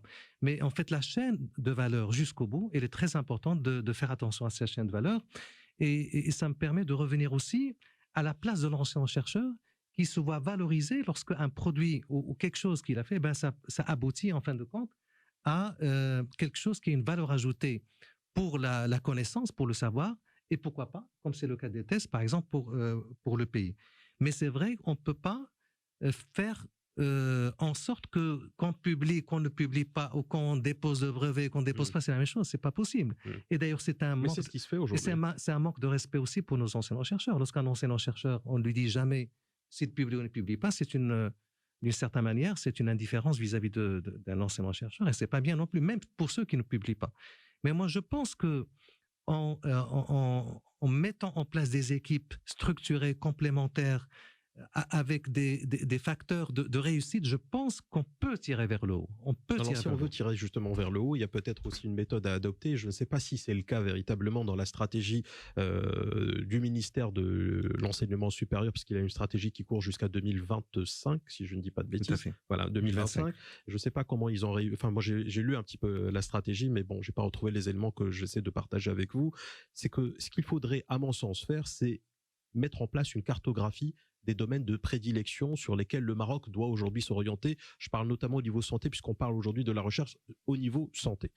Et cette cartographie, et cette priorité, et cette priorisation, on va dire, des domaines de recherche, je ne sais pas si elle a été véritablement adressée dans ces stratégies. En tout cas, moi, je ne l'ai pas retrouvée. Est-ce que je me trompe, Abdelhakim Lakhdar? À ma connaissance, il n'y a pas de... C'est vrai qu'il n'y a pas de... C'est-à-dire de priorisation, mais... Quand par exemple, la recherche, le financement de la recherche passe soit par le CNRST, et le CNRST, il dresse généralement des axes prioritaires, mais c'est pas, comme vous le dites comme ça, de façon draconienne, nous avons besoin de recherche dans tel domaine. Non, mais c'est pas draconien, c'est juste simplement de se dire de tracer les axes prioritaires de recherche sur 10 domaines, sur 15 domaines au niveau de la santé, oui. C'est la priorité du Maroc sur les 30-40 prochaines années. Non, et donc, on va aider davantage les chercheurs. Vous comprenez la philosophie de la chose? C'est pas de sanctionner les autres, c'est de se dire là, si vous y allez, c'est prioritaire. Oui, voilà, pour le pays, c'est bon, c'est stratégique. Aujourd'hui, ça n'existe pas, à ma connaissance. Bon, je suis à la fac, au conseil d'établissement et j'étais au conseil d'université.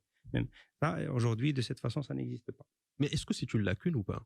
Oui. Clairement. C'est sûr que c'est une grande lacune. On nous donne une stratégie sur une trentaine ou une quarantaine de pages et on ne retrouve pas ça.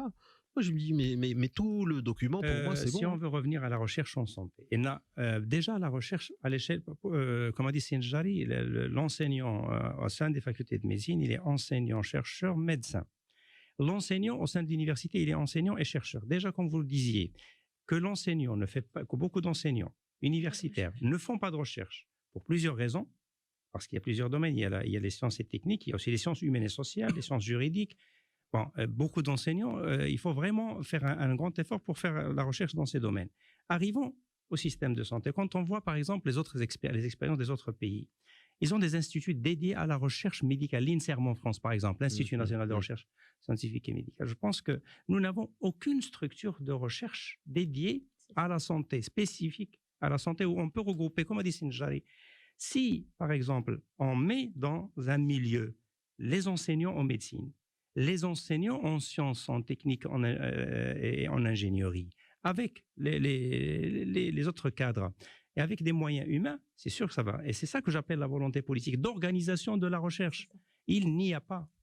Pourquoi on ne crée pas un institut de recherche, par exemple, dédié à la santé, où on incube tout ce monde dans le même milieu, dans un milieu où on peut vraiment faire de la recherche très, très productive. En santé, il y a un potentiel énorme, vraiment énorme. Et de se dire, par exemple, en bioingénierie, en sciences, en biomédical en général, il y a un potentiel vraiment énorme, mais il faut quand même chercher ces synergies. Nous avons à la faculté de médecine, nous avons des enseignants qui ne sont pas médecins. Chacun travaille dans son coin. Exceptionnelles sont les collaborations. Pourquoi? Il y avait une expérience à l'université, la création de centres thématiques de recherche qui étaient bien financés. En moyenne, à peu près 8 millions de dirhams sur 4 ans, déjà par rapport à ce qui existait, c'est-à-dire regroupement de plusieurs laboratoires de recherche de différentes spécialités autour d'un thème de recherche. Et ça, bon, c'est pas encore évalué, mais déjà, c'est une ébauche, c'est bien. Mais je pense qu'il faut aller dans le sens de doter aussi ces structures en moyens humains. Il n'y a pas que le chercheur à lui seul. Par exemple, parlons spécifiquement de la recherche médicale. Quand on voit une équipe d'enseignants dans un service qui n'ont pas une secrétaire, ils doivent taper le courrier. Aujourd'hui, nous avons des secrétaires qui étaient recrutés au cours des années 70 et 80, et c'est fini. Sur une cinquantaine de services, il ne reste qu'une dizaine de secrétaires, et puis le reste, je ne sais pas comment ils se débrouillent. Alors que dans les pays qui se respectent, chaque service, il y a 3 à 4 assistantes médicales pour toute l'équipe. Au moins, comment soulager les médecins pour faire les enseignants en médecine pour faire la recherche? Il y a premièrement du personnel, bien sûr, de soutien, et deuxièmement, des médecins qui travaillent au sein du CHU et qui ne sont pas universitaires, qui aident dans les soins. C'est comme ça qu'on peut permettre à un enseignant en médecine, un enseignant-chercheur en médecine de faire de la bonne recherche. Très bien. Nawal Shraibi, directrice générale de la Fondation Massière, je parlais de cette cartographie des disciplines scientifiques qui intéresseraient le Maroc et qui seraient un axe stratégiques ou des axes stratégiques sur lesquels on devrait éventuellement orienter la recherche. Je pensais notamment à certaines pathologies qui sont source d'un certain nombre de décès importants, en tout cas dans notre pays, à l'oncologie, aux maladies cardiovasculaires qui sont la première cause de mortalité au Maroc, etc. C'est vrai que sur le papier, couché sur le papier, ça peut être très intéressant de se dire, voilà, le Maroc a donné des avantages à ses professeurs-chercheurs qui sont dans ces disciplines-là. Cela dit, c'est peut-être aussi malheureusement une perte d'argent pour le Maroc de s'orienter dans une sorte si on s'oriente de la manière suivante, puisque dans d'autres pays, on est un peu plus avancé sur ces recherches-là. Et donc, le Maroc ferait des recherches, mais il serait toujours un petit peu à la traîne par rapport à l'Union européenne, par rapport aux États-Unis et par rapport à un certain pays, un certain nombre de pays d'Asie, Singapour, la Chine, le Japon, etc. Donc, comment faire aujourd'hui pour que l'argent qui sera investi, par exemple, après avoir identifié les domaines de recherche, comment faire pour que ça soit rentable et que ça soit pas de l'argent jeté par la fenêtre, pour qu'on retrouve finalement des choses que d'autres ont déjà trouvées il y a 1 an, 2 ans, 10 ans, etc. Il faut pas qu'on se retrouve dans ce schéma-là. Alors, comment on fait concrètement? Écoutez, pour moi déjà, je pense qu'il faudrait commencer par un espèce de diagnostic, un audit de l'existant, déjà de ce qui existe. Parce que c'est vrai qu'il y a plusieurs initiatives au Maroc depuis quelques années. Vous avez parlé, Dr Al-Khdar, des cités de l'innovation. Effectivement, il y a les cités de l'innovation, il y a les centres techniques, il y a les clusters, il y a un tas d'initiatives isolées. Mais finalement, aujourd'hui, on sait, honnêtement, moi je suis incapable de vous dire ce qu'ils font, qu'est-ce qu'ils produisent. D'accord. Au même titre que les appels à projets, alors nous-mêmes, Masser, on a aujourd'hui un taux de réussite qui est plutôt bon en matière d'appels à projets. Et alors le gros intérêt, c'est que souvent on répond à ces appels à projets avec les universités. Donc on forme des consortiums avec des partenaires académiques et des partenaires industriels. Les budgets restent, c'est pas très intéressant. Mais quand je vois, typiquement en 2013, il y a eu un gros appel à projets lancé par le ministère de l'Enseignement supérieur. Voilà, exactement, PPR. Il y a eu récemment un appel à projet autour de l'intelligence artificielle lancé conjointement avec entre le ministère de l'Enseignement supérieur et le ministère de l'Industrie. Il y a également le ministère de l'Énergie. Donc, si vous voulez, il y a différents portefeuilles ministériels qui ont ce volet R&D dans leur feuille de route, qui lancent des appels à projets. Mais est-ce qu'il y a une coordination au niveau national pour répondre à votre question? Je pense qu'aujourd'hui, ce qui nous manque, c'est une vraie politique nationale, une vraie stratégie nationale qui va justement nous permettre d'aller vers les sujets prioritaires pour adresser que fait le ministère les de secteurs l'Enseignement d'activité. supérieur et de la Recherche scientifique? Pardon? Mais que fait le ministère de l'Éducation nationale, de la formation supérieure et de la recherche scientifique s'il ne fait pas ça? Écoutez, il fait de son mieux, je ne sais pas. Je ne veux pas m'ériger en tant que défenseur, mais il n'est pas chargé de ça. C'est une coordination entre ministères, coordonner entre les ministères. Il y a un comité interministériel qui a été de coordonner entre justement ces différentes structures qui font de la recherche. Oui, ça a été une vraie question. Il fallait coordonner entre tous les ministères. Mais aujourd'hui, est-ce qu'il y a un coordinateur? Il y a un comité interministériel, mais il n'est pas opérationnel. D'accord. Voilà. Donc, ce qu'il y a... Oui, il gère juste ce côté-là. Au niveau de la recherche... C'est vrai qu'actuellement au Maroc, il y a une multiplication des initiatives depuis tout le temps. Chacun des ministères essaie de garder la main sur les initiatives qu'il prend. En fait, c'est tout à fait légitime. Un ministère décide de financer une activité, d'encadrer, et donc il veut garder la main. Et il voit mal comment il va laisser d'autres départements ministériels interférer sur sa prise de décision. C'est des processus complexes. Nous sommes depuis longtemps en train de demander la réunification et de donner un cap à l'activité de recherche, mais on est aussi conscient des difficultés de terrain. Parce qu'on sait que même pour réunir 3 laboratoires de recherche ensemble, ça peut faire des étincelles. Parce que vous avez 3 patrons de laboratoire ou 3 directeurs de recherche, chacun ayant sa propre idée en tête, et donc les mettre autour d'une table et de dire vous allez avoir un chapeau. Je pense que ça fait déjà des étincelles. Donc, imaginez entre plusieurs départements. Donc, c'est une complexité qu'il faut admettre, qu'il faut accepter et qu'il faut gérer en tant que tel. C'est une complexité. Le monde de la recherche est bizarrement un monde. Pour répondre au thème prioritaire, puisque la question a été posée, c'est une vieille question qui est lancinante, qui revient tout le temps. Quelles sont les actions prioritaires pour qu'on puisse investir de manière structurée sur quelque chose? J'espère qu'avec le nouveau modèle de développement qui est en cours parce que vous ne pouvez pas définir de thème prioritaire de recherche ex nihilo, c'est-à-dire, bon, on n'a rien, il faut qu'il y ait déjà une vision globale tracée. La recherche va venir s'inscrire dans le cadre de cette vie. Il y a eu avant les grands plans sectoriels au Maroc qui ont servi un peu de guide pour les thèmes prioritaires de recherche. On savait que le Maroc, c'était l'automobile, l'agriculture, mais tellement vaste qu'il y avait une difficulté à se positionner. Avec le nouveau document sur le modèle de développement qu'on attend, j'espère que des orientations plus pertinentes seront fixées qui permettront de clarifier cette définition de thème prioritaire. Sachant que pour la définition de thème prioritaire, il y a besoin d'études prospectives. De financer d'abord une visibilité sur différents secteurs à l'avenir, qui au Maroc aujourd'hui se lance dans des visions prospectives par secteur. Donc, je ne sais pas si vous me comprenez.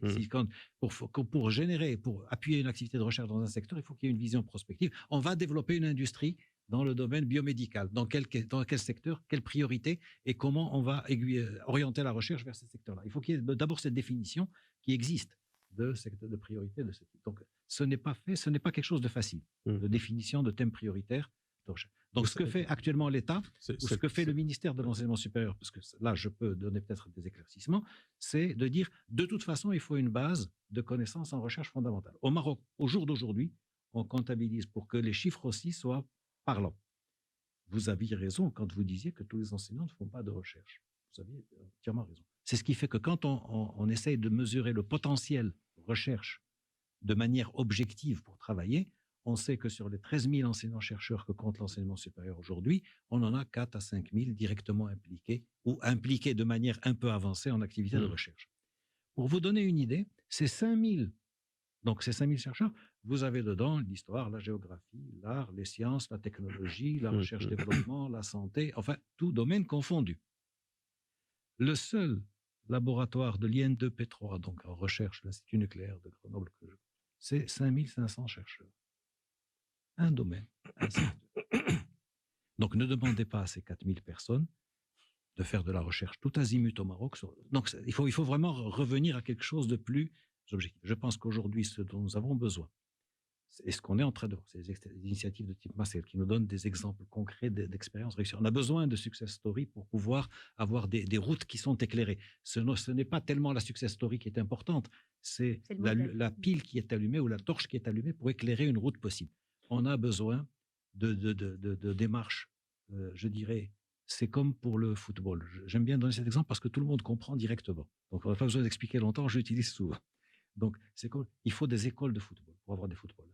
Donc, il faut commencer par des structures de base pour rassurer les chercheurs, les mettre dans des systèmes qui puissent leur permettre de se développer déjà au niveau personnel. Parce que le chercheur, il est soumis à une double contrainte. Je vais vous donner le point de vue du chercheur, peut-être de base. Le chercheur, il a une double contrainte. Il va vous dire, d'accord, moi je fais avec vous de la recherche-développement. Mais lui, in fine, en tant que chercheur, c'est sa valeur sur la communauté scientifique internationale qui compte. C'est comme le joueur de foot. Il peut vous dire, moi je vais vous, d'accord, j'entraîne avec vous les juniors. Mais lui, ce qui compte, c'est sur le terrain, quelles sont les équipes qu'il achète. Et qu'est-ce qu'il vaut sur le marché du foot. Donc le chercheur, il est dans un marché de la recherche. Et pour qu'il puisse s'exporter un jour ou l'autre, s'il en a envie, ou pour qu'il puisse uniquement, sans s'exporter, garder sa valeur scientifique, il faut qu'il reste compétitif sur un ensemble de choses où on ne va pas lui faire de cadeaux. Et donc, c'est le publish or perish pour les gens qui sont engagés dans une activité de recherche, ils sont obligés de rester au top niveau de leur domaine.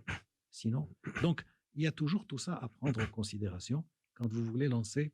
Et vous pouvez définir des thèmes prioritaires. Moi, je peux répondre à titre personnel. Vous définissez les thèmes prioritaires que vous voulez. Moi, j'ai des activités de recherche que je mène dans certains secteurs depuis 20 ans.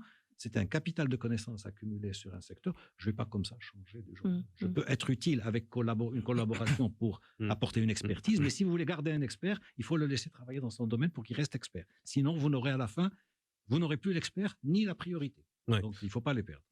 C'est un peu long. Hein, non, mais ça a le mérite d'être très clair. Par contre, Chakib Nejari, président de l'Université Mohamed VI des sciences de la santé, je posais tout à l'heure la question de savoir, voilà, nous sommes au Maroc avec les moyens que nous avons, avec le peu de chercheurs que nous avons aussi, et quand on essaie de se dire, bon, admettons qu'on ait réussi à mettre en place cette cartographie des domaines prioritaires, on sera toujours en retard par rapport à d'autres pays qui ont investi de l'argent bien avant nous, qui nous ont pas attendus.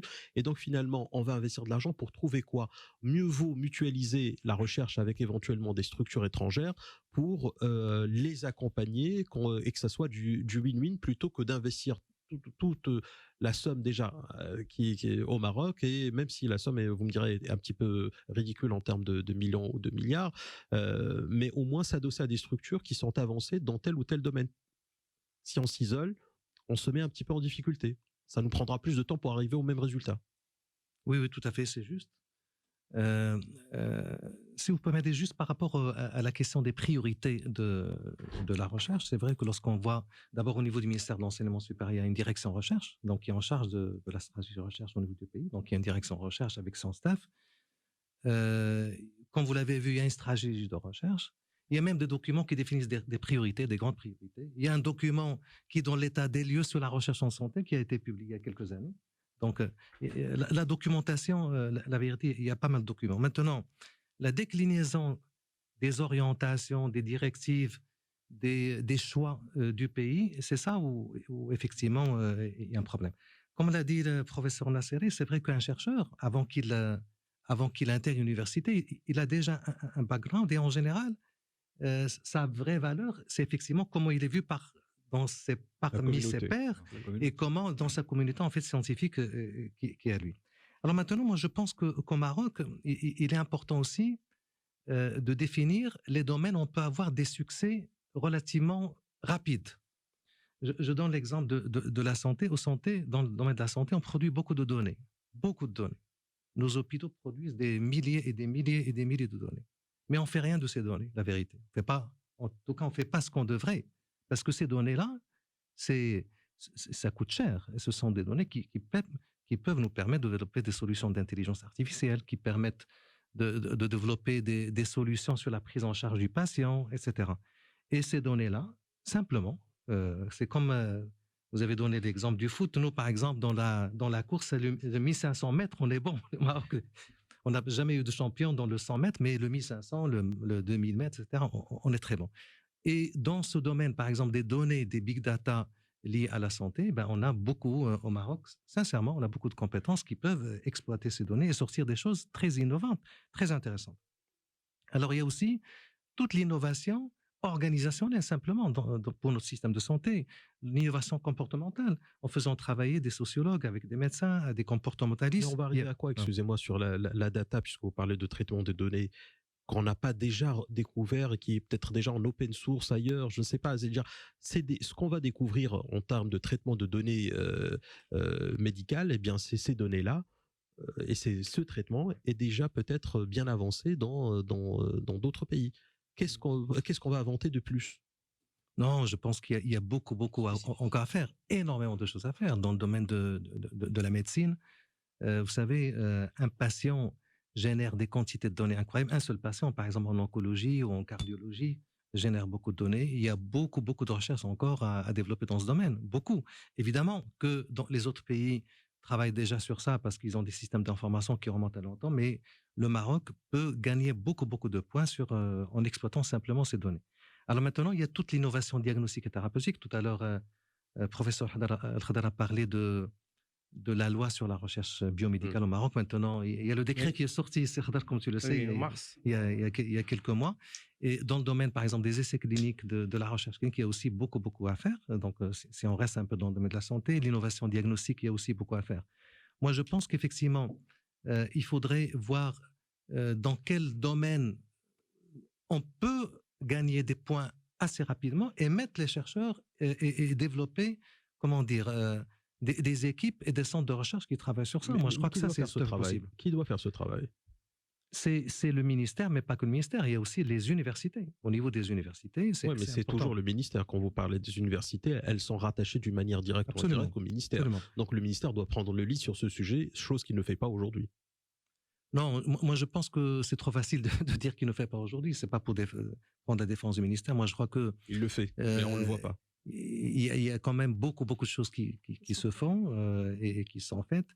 Moi, je pense qu'au niveau de la déclinaison de ces orientations stratégiques au niveau de nos universités, d'une manière correcte, c'est ça, ou peut-être que cette courroie de transmission ne marche pas toujours très très bien. En tout cas, moi je pense que cette dernière crise a montré qu'on peut faire de belles choses, et moi je reste optimiste. On reste toujours optimiste, simplement comme il ne reste pas beaucoup de temps, on a un budget, il est ce qu'il est, 0,8%, même si on peut éventuellement estimer qu'il est un peu plus bas que les 0,8%. Les recommandations internationales nous parlent de 3% à peu près, aux alentours de 3%.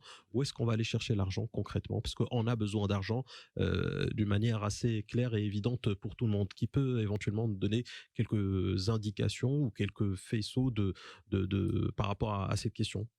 C'est bien beau de dire on doit augmenter le budget de la recherche, mais aujourd'hui, quand vous voyez les lois de finances, les marges de manœuvre, il me semble être très limitées. Le budget de la santé en lui-même ne dépasse que très rarement les 6%, 6, quelque chose. Là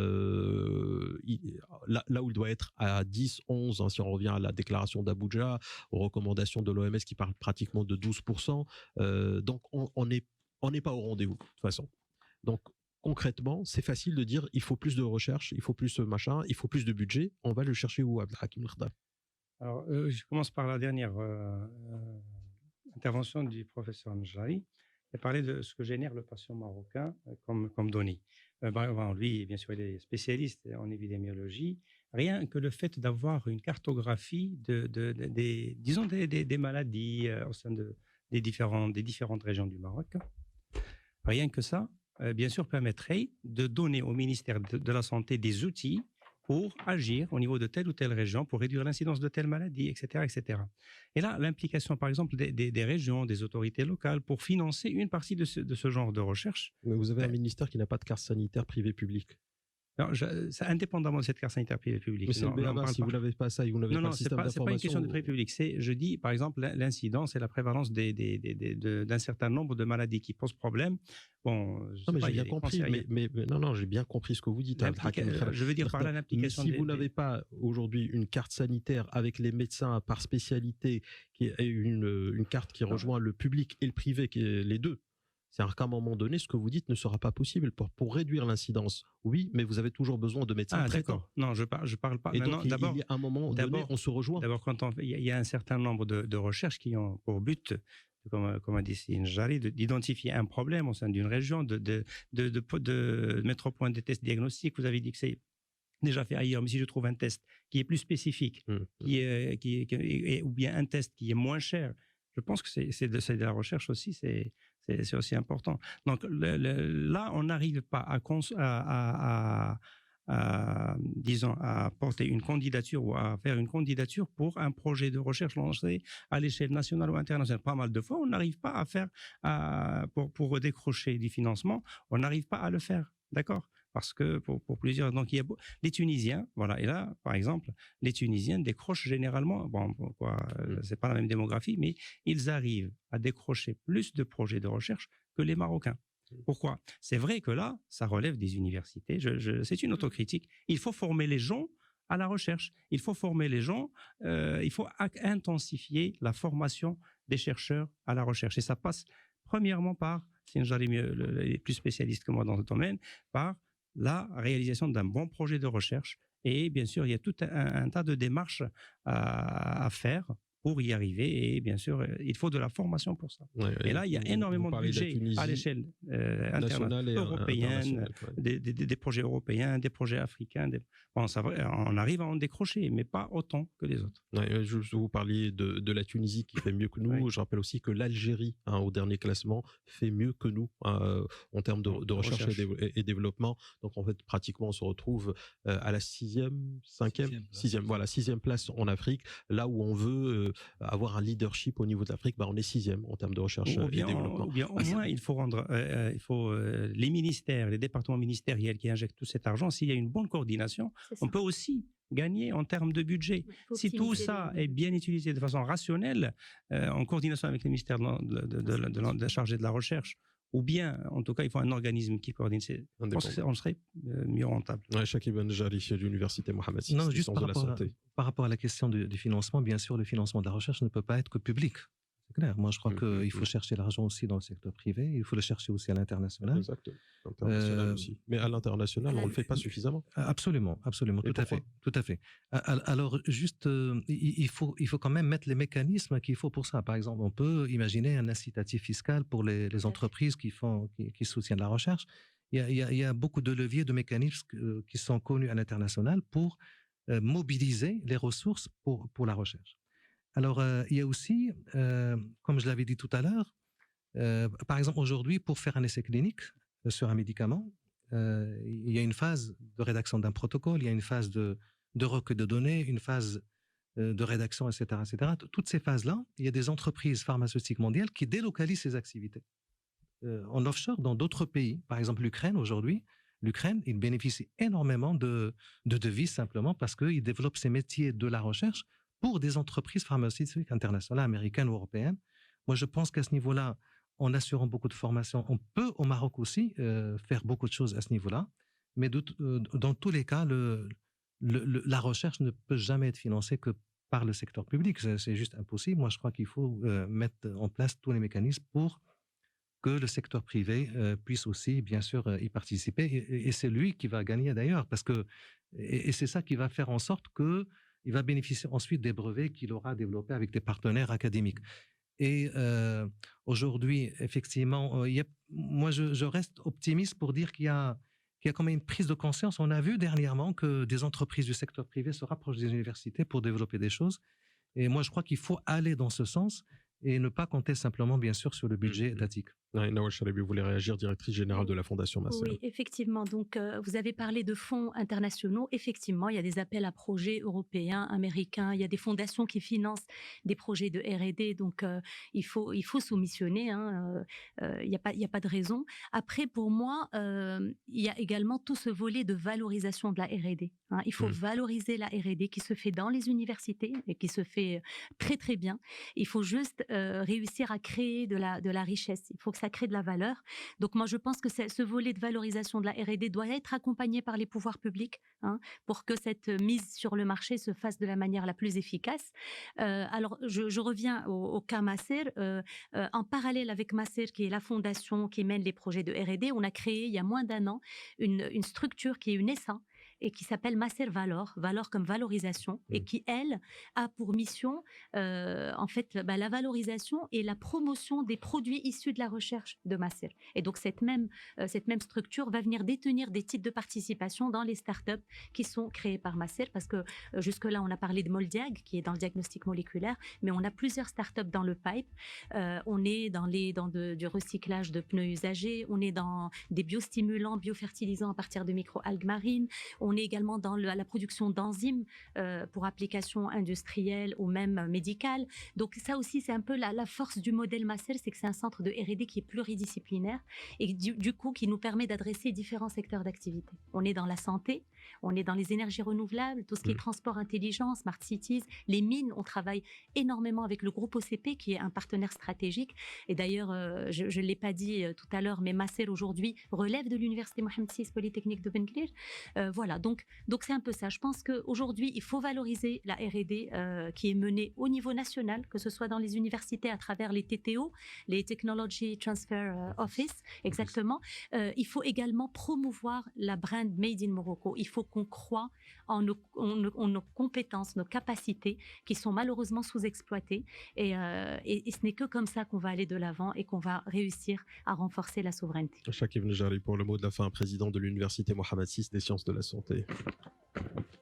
Moi, je pense que, comme ça a été déjà dit par les collègues ici présents, le potentiel dans notre pays est extraordinaire.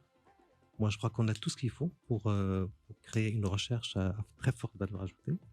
Moi, je le vois à l'échelle d'une université très jeune, qui est l'université Mohamed VI des sciences de la santé, où, sincèrement, des actions qui vont dans le sens de l'émulation, de la création d'équipes autour d'un centre de l'innovation, eh bien, les résultats se voient relativement assez rapidement. Moi, je pense qu'on travaille ensemble, entre nos universités d'abord, entre nos institutions, et aussi avec des universités ou des institutions internationales. Moi, je pense qu'on peut très, très rapidement rattraper le retard. Moi, je suis personnellement très, très confiant parce que le potentiel est là. mais simplement, il faut mettre tout ça en musique pour aller de l'avant. Jafar Khalid Nasseri, professeur de l'enseignement supérieur à l'université Hassan II, pour le mot de la fin également. Merci. Donc, bon, peut-être pour conclure rapidement, il faudrait qu'on clarifie le niveau de priorité qu'on accorde à la recherche scientifique au Maroc. Il faudrait qu'on clarifie le niveau de priorité qu'on accorde à la recherche scientifique de manière objective pour permettre aux gens de travailler. Je pense qu'il y a la réduction des pertes, ça a été signalé, c'est-à-dire qu'il y a à rendre le système existant beaucoup plus efficace, plus efficient. Il faudrait qu'on arrive à avoir peut-être une unité de décision au niveau de coordination. Le mot est faible, mais il faudrait avoir quelque chose de pérenne. Beaucoup de collègues appellent à une agence en charge de la recherche au niveau national, qui permettrait de coordonner dans la continuité et de rationaliser un peu l'utilisation de tout ça. Je ne peux pas parler à l'émission d'aujourd'hui pour la R&D sans rappeler RD Maroc depuis les années l'association, et puis sans rappeler l'un des freins. Depuis la loi de 2000, les universités ont le droit de créer des sociétés dans lesquelles elles peuvent participer pour le transfert de technologie et pour la valorisation de la recherche. Ça fait plus de 21 ans que ce texte de loi existe. Aucune université n'arrive à créer une société parce que au Maroc, on a une relation avec l'argent un peu particulière qui fait que ça bloque tout le temps pour des raisons qui sont encore difficiles. Bon, il y a des explications, mais elles sont très partielles. Je voudrais bien que vous interveniez dessus puisque l'explication ne va pas vous convaincre. Donc, ces sociétés n'existent pas encore, alors qu'on a besoin de manière criante de circuits de valorisation de la recherche et de TTO, ça a été dit. Donc c'est pour ça que je rebondis dessus. Merci. Abdelhakim Lakhdar, professeur chef de service de neurochirurgie au CHU Ibn Rushd, pour clôturer le débat. Alors, plus de ce qui a été dit, bien sûr, il faut libérer les universités de ces contraintes administratives, sans abolir le contrôle, bien sûr, mais il faut libérer ces contraintes et motiver les enseignants en le déchargeant d'une partie d'autres activités et en recrutant du personnel de soutien, et surtout de créer un brassage entre les enseignants médecins, les autres catégories d'enseignants, les autres disciplines, notamment l'ingénierie, les sciences techniques, etc., et les autres personnes. 15h30, merci donc à nos invités pour leur participation dans Avec ou sans parure. Merci à Nawal Shraibi, directrice générale de la Fondation Massir. Merci beaucoup, j'étais ravie. Merci à vous d'avoir accepté le débat. Merci à Shakib Nejari, président de l'Université Mohammed VI des sciences de la santé. Merci, c'est un honneur pour moi. Merci à vous. Jafar Khalid Nasseri également, professeur de l'enseignement supérieur à l'Université Hassan II. Merci à vous. Merci. Et merci à Abdelhakim Lakhdar, professeur chef de service de neurochirurgie au CHU Ibn Rushd de Casablanca. Merci donc à nos invités. Tout de suite, place aux après-midi tentations, c'est jusqu'à 18h, 18h30 ou plutôt 18h, à partir de 18h, le journal du luxe présenté par Denis Hachem. Les nuits magiques, c'est de 20h à minuit en compagnie de Karim Alam Boucher. Excellent après-midi à toutes et à tous. Je vous retrouve demain pour un autre débat.